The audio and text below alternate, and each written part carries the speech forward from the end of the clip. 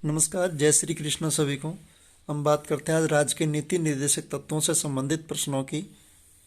देखिए, question number 1 है कि राज्य के नीति निर्देशक तत्व संविधान के किस भाग में उल्लेखित हैं। ठीक है, तो राज्य के जो नीति निर्देशक तत्व है संविधान के भाग कौन से में? भाग नंबर 4 में। कल हमने चर्चा करी थी राज्य के मौलिक कर्तव्यों की, जो कि भाग 4A में थे, जो 1976 के अंदर जोड़ा गया था। नेक्स्ट क्वेश्चन की हम लोग बात करें, नीति निर्देशक तत्वों की व्याख्या किन अनुच्छेदों में की गई है? तो याद रखना, नीति निर्देशक तत्वों की व्याख्या अनुच्छेद 36 से और अनुच्छेद 51 तक नीति निर्देशक तत्वों की क्या की गई है? व्याख्या की गई है। क्वेश्चन नंबर 3 है कि नीति निर्देशक तत्वों को किस देश के संविधान से लिया गया है? तो आयरलैंड के संविधान से इनको अपने देश के संविधान में अपनाया गया है नीति निर्देशक तत्वों को। नेक्स्ट क्वेश्चन है, आयरलैंड ने अपनी संविधान में नीति निर्देशक तत्व सिद्धांतों को कब स्थान दिया था? जो आयरलैंड है, ठीक है, उसने स्वयं ने खुद के संविधान के अंतर्गत नीति निर्देशक जो तत्व हैं इनको कब जोड़ा गया? तो 1937 में आयरलैंड ने खुद ने जोड़े थे। ठीक है, इसके बाद बात करें, निम्न में से कौन सा कथन नीति निर्देशक तत्वों के बारे में सही है? तो नीति निर्देशक तत्वों की यहाँ पर हम लोग बात करें तो इन्हें नैतिक एवं राजनीतिक मान्यता प्राप्त नहीं है। आगे से देखना तो ये गलत बात हो जाए, क्योंकि इन्हें नैतिक एवं राजनीतिक मान्यता प्राप्त है। इनकी प्रकृति समाजवादी, ये बिल्कुल सही बात है। ये स्वतः लागू हो जाते हैं, नहीं, ये अपने आप लागू नहीं होते हैं, और इन्हें कानूनी रूप से न्यायालय द्वारा लागू करवाया जा सकता है। तो ये बात भी गलत है, कानूनी रूप से न्यायालय द्वारा लागू नहीं करवा सकते। तो यहाँ पर एक बात सत्य होगी कि इनकी प्रकृति कैसी है? समाजवादी है। क्वेश्चन नंबर 6, नीति निर्देशक तत्वों को और किस नाम से बोल सकते हैं? तो नीति निर्देशक जो तत्व हैं इनको निर्देशक प्रवृत्ति वाले अधिकार क्या बोला जा सकता है? निर्देशक प्रवृत्ति वाले अधिकार भी इनको बोला जा सकता है। ठीक है, याद रखना, निर्देशक प्रवृत्ति वाले अधिकार किसको कहते हैं? नीति निर्देशक तत्वों को ही बोलते हैं। क्वेश्चन नंबर 7 देखिए, राज्य के नीति निर्देशक तत्व किसके लिए आधार हैं? तो राज्य का प्रशासन। याद रखना, राज्य के नीति निर्देशक जो तत्व हैं किसके लिए आधार हैं? तो ये राज्य के प्रशासन के लिए क्या है? एक बेस है, आधार है। इसके बाद में नीति निर्देश तत्वों को कितने भागों में बांटा गया है? तो नीति निर्देशक जो तत्व हैं इनको 3 भागों में बांटा गया है। ठीक है, नीति निर्देशक तत्वों को कितने भागों में बांटा गया है? 3 भागों में बांटा गया है। राज्य के नीति निर्देशक सिद्धांतों को लागू करने के लिए कोई भी नागरिक, याद रखना, कोई भी नागरिक सर्वोच्च न्यायालय के पास जा सकता है? नहीं। उच्च न्यायालय के पास जा सकता है? नहीं। ए और बी दोनों के पास जा सकता है? नहीं। किसी भी अदालत के पास नहीं जा सकता, याद रखना।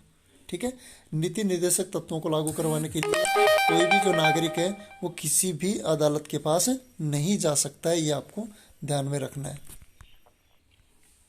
अगला क्वेश्चन है कि नेक्स्ट क्वेश्चन है आपका, संविधान सभा में निर्देशक तत्वों का निर्माण किसके द्वारा किया गया है? तो संविधान सभा के अंदर जो नीति निर्देशक तत्व हैं उनका निर्माण मूल अधिकारों की उप समिति के द्वारा किया गया है। किसके द्वारा? मूल अधिकारों की उप समिति के द्वारा किया गया है, ये आपको ध्यान में रखना है। संविधान सभा में नीति निर्देशक तत्वों को मूल अधिकारों की उप समिति के द्वारा इनका निर्माण किया गया है। क्वेश्चन नंबर 11 है कि नीति निर्देशक तत्व किस समिति की सिफारिश के आधार पर संविधान में शामिल किया गया है? तो नीति निर्देशक तत्व हैं उनकी बात करें तो सप्रू समिति, याद रखना, कौन सी समिति? सप्रू समिति की सिफारिश पर भारतीय संविधान में शामिल किया गया है। इसके बाद में राज्य के नीति निर्देशक तत्व एक ऐसा चेक है जो बैंक की सुविधा अनुसार अदा की जाएगी। कथन किसका है? तो केटी शाह ने कहा था। इंपॉर्टेंट है, क्योंकि जो केटी शाह है उन्होंने कहा था कि राज्य के नीति निर्देशक तत्व एक ऐसा चेक है जो बैंक की सुविधा अनुसार अदा की जाएगी, ये कथन है इनका। ठीक है, इसके बाद में नेक्स्ट देखिए, किसने निर्देशक तत्वों को अनोखी विशेषता वाला कहा है? अम्बेडकर। जो अम्बेडकर है, डॉक्टर BR अम्बेडकर, संविधान सभा के प्रारूप समिति के जो अध्यक्ष थे, इनकी हम लोग बात करें तो किसने निर्देशक तत्वों को अनोखी विशेषता वाला कहा है? तो याद रखना, अम्बेडकर ने कहा है। इसके बाद देखिए, किसने कहा है कि DPSP का उद्देश्य एक आर्थिक प्रजातंत्र की स्थापना करना है? नीति निर्देशक तत्वों का उद्देश्य आर्थिक प्रजातंत्र की स्थापना करना है, तो डॉक्टर अंबेडकर ने ये बात कही है। इसके बाद देखिए, निम्न में से किसने राज्य के नीति निर्देशक तत्वों को संविधान की आत्मा बताया है। याद रखना, संविधान की जो आत्मा है, निर्देशक तत्व हैं, इनको संविधान की आत्मा कहने वाले थे ग्रीनविल ऑस्टिन। याद रखना, ग्रीनविल ऑस्टिन। इसके बाद में क्वेश्चन नंबर 16 है कि मूल अधिकार और निर्देशक तत्वों के बीच पहला विवाद किस वाद में सामने आया था। तो याद रखना, चंपकम दोहराई राजनवाद।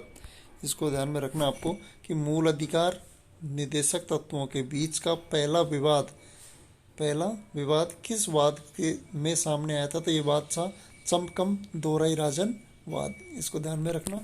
इसके बाद में किस वाद में कहाँ तक गया कि किस वाद में कहा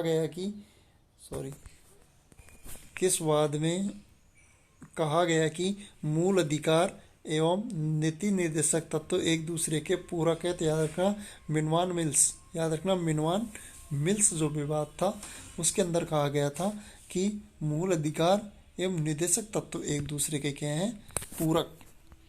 किस संशोधन द्वारा नीति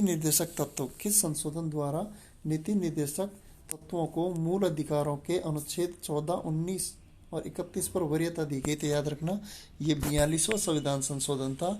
इसके द्वारा नीति निर्देशक तत्व 14, 19 और 21 को वरीयता, मूल अधिकारों के अनुच्छेद 14, 19 और 31 पर वरीयता दी गई। याद रखना। 19वां क्वेश्चन है, संविधान में कौन से अनुच्छेद में प्रावधान है कि निदेशक तत्वों को न्यायालय नहीं ले जाया जा सकता।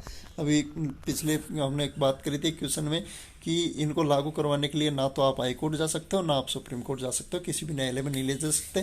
तो अनुच्छेद कौन सा है, 37 के अनुसार। ठीक है।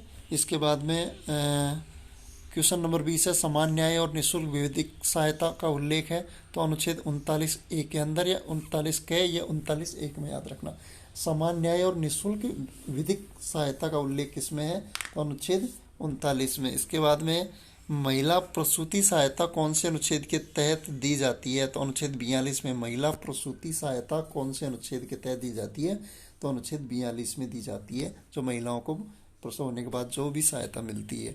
में नरेगा का संचालन में कौन से नीति निर्देशक तत्वों का पालन हुआ, तो अनुच्छेद 43 के। याद रखना, में नरेगा का संचालन से कौन से नीति निर्देशक तत्वों का पालन हुआ है, तो अनुच्छेद 43 का। इसमें याद रखना आप लोग कि गांव में लोगों को क्या मिला है, रोजगार। समान कार्य के लिए समान वेतन संविधान के किस अनुच्छेद में दिया गया है, तो 39 घ। ठीक है, या 39D आपको याद रखना है। तो इसमें क्या है कि समान कार्य के लिए समान वेतन का उल्लेख किया गया है। अगर कोई महिला है या पुरुष है, अगर दोनों बराबर एक जैसा ही काम कर रहे हैं, तो उनको समान कार्य के लिए समान वेतन की जरूरत है। ठीक है, यह दिया जाएगा। किस अनुच्छेद के तहत मूल अधिकारों में शिक्षा का अधिकार जोड़ा गया, तो मूल अधिकारों में याद रखना अनुच्छेद 45 में शिक्षा का अधिकार को जोड़ा गया। ठीक है, 86वां संविधान संशोधन 2002। और वर्तमान में नीति निर्देशक तत्व किन मूल अधिकारों पर प्रभावी हैं, तो याद रखना वर्तमान में जो नीति निर्देशक तत्व हैं वो अनुच्छेद 14, अनुच्छेद 19। ठीक है, अनुच्छेद 14 और अनुच्छेद 19 और 31 भी आपको याद रखना है। निम्न में से कौन सा एक अनुच्छेद उदारवादी और गांधीवादी सिद्धांत का संमिश्रण है, तो यहाँ पर बात करें एक अनुच्छेद उदारवादी और गांधीवादी सिद्धांत का क्या संमिश्रण है, तो अनुच्छेद नंबर 48। भारतीय संविधान का कौन सा अनुच्छेद समान नागरिक संहिता से संबंध रखता है, तो भारतीय संविधान का एक अनुच्छेद है जो समान नागरिक संहिता से क्या रखता है, संबंध रखता है। तो वो क्या है, अनुच्छेद नंबर 44। इसके बाद है कि न्यायपालिका कार्यपालिका का पृथक्करण किस अनुच्छेद में किया गया है, तो न्यायपालिका और कार्यपालिका। याद रखना, न्यायपालिका और कार्यपालिका का जो अलग अलग किया गया है अनुच्छेद 50 में। अंतर्राष्ट्रीय शांति सुरक्षा से संबंधित अनुच्छेद कौन सा है, अनुच्छेद 51 को। याद रखना, अंतर्राष्ट्रीय इंटरनेशनल पीस एंड सेफ्टी से संबंधित जो भी अनुच्छेद है वो कौन सा होगा, आपका 51 होगा। और निम्न में से कौन सा सुमेलित नहीं है, तो यहाँ पर अनुच्छेद 41 में लिखा हुआ है कि कृषि एवं पशुपालन का संगठन। अनुच्छेद 40 में लिखा हुआ है ग्राम पंचायतों का गठन। देखिए, अनुच्छेद 40 ग्राम पंचायतों का गठन, बिल्कुल सही बात है। ठीक है, और अनुच्छेद 44 समान नागरिक संहिता, ये भी सही है। अनुच्छेद 39A, याद रखना, समान न्याय और निःशुल्क कानून शिक्षा भी हमने पढ़ा था। अनुच्छेद 39A में सबको समान न्याय और निःशुल्क कानूनी शिक्षा होनी चाहिए। अनुच्छेद 41 की यहाँ पर बात करें तो कृषि पशुपालन का संगठन नहीं होगा। यहाँ पर क्या है कि निःशुल्क जो भी लोक सहायता है सरकार द्वारा उपलब्ध करवाई जानी चाहिए, जैसे बेरोजगारी भत्ता वगैरह, ये जो चीज़ें होती हैं अनुच्छेद 41 के तहत ये सारी की सारी बातें आती हैं। ठीक है, तो 30% नीति निर्देशक तत्वों से संबंधित थे। धन्यवाद।